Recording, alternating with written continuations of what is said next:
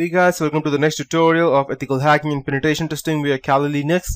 So in the previous tutorial we saw how exactly DDoS looks like and what is the basic concept behind that. So you might be wondering how DDoS attacks are actually carried out. Basically, when you visit a website, you send them a request to deliver their content to you. When you send, what you send is actually a packet. Basically, it takes more than just one packet. You need a lot of them. But still, the bandwidth that you consume in requesting the server to send you some data is very little. In return, the data they send you is huge. This takes up server resources for which they pay for, and a legitimate view can easily earn more than the server cost on account of advertisement, etc. So companies buy server that can provide enough data transfer for its regular users. However, if the number of users suddenly increases, the server gives up. It goes down, and since the company knows it is under a DDoS attack or DoS attack, it just turns off the server so that it does not have to waste its monetary resources on a DOS and wait till a DOS stops. Now, the modern computers and bandwidth, we alone can easily pretend to be 1,000 or even more users at once. While this is not good for the server, it is not something that you can make it happen. Your computer is not the only thing that gets better with time. The servers do too. However, if a lot of people like us go ahead and like me or you go ahead and do a DOS attack, it becomes a distributed DOS attack, that is distributed denial of service attack, or DDoS. This can easily be fatal for a server, and it's just like you go to a page and start refreshing it very fast, maybe 1,000 times every second. Yeah, it may be what you can say as a hyperbole, that 1,000 times a second, but yes, that's exactly how DDoS works. And you're not the only one doing that. There are thousands others that are doing the same thing. That is, just think of it that 1,000 users refreshing the page 1,000 times in a second, and they're doing this for minutes and hours. Just think what will happen to the company's server. So basically, you guys are equivalent to more than 1 million users using the sites simultaneously, and that's not something the server can take. Sites like Google and Facebook have strong servers and algorithms that can easily identify a DoS and block the traffic from that IP address and the IP address itself. But it's not just that the websites that get better, and the black hat hackers too are improving day by day. This leaves a huge scope for understanding the DDoS attack and becoming an asset to one of these sites: the good, the bad, and the ugly. So you might be wondering that what exactly or is the major difference between DOS attack and DDoS attack?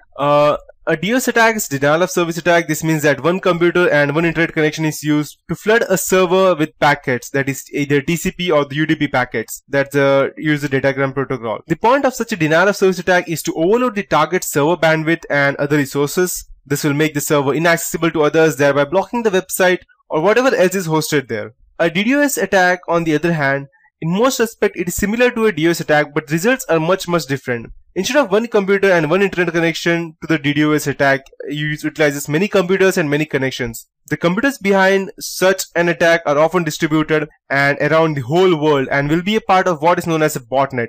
The main difference between a DDoS attack versus a DOS attack, therefore, is that the target server will overload by hundreds or even thousands of requests in the case of former, that is the DOS attack, as opposed to the DDoS attack of just one attacker in the case of the latter.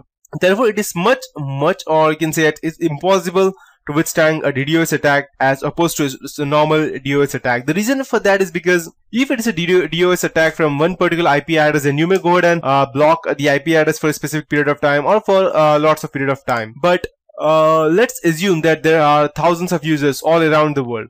You cannot go ahead and keep blocking each and every other person, because let's say, for example, I myself have 3 laptops at my home and 2 cell phones. So if I go ahead and you do a distributed denial of service attack, they can block 5 or 10 or maybe let's say 50 at a time. But blocking, so just assume that if a person has 2 computers at his home, or if he can just go to the cyber cafe by just going $2, $5, or maybe 10 rupees, 15 rupees for an hour, that would be more than sufficient for them to go ahead and kill a server or make them down. And it's much harder, or I can say it is impossible, to go ahead and catch the people who actually did DDoS attack. The reason being that there are multiple IP addresses and you cannot actually assume whether it's a DDoS attack actually, or a number of people are trying to log in on your website at the same time. So it can be either of them. So it's not necessary that all the people are actually going ahead and using your using their denial of service attack to go ahead and attack you. It can be like, let's say for example, I'll take an example of our IRCTC website. That is an Indian website for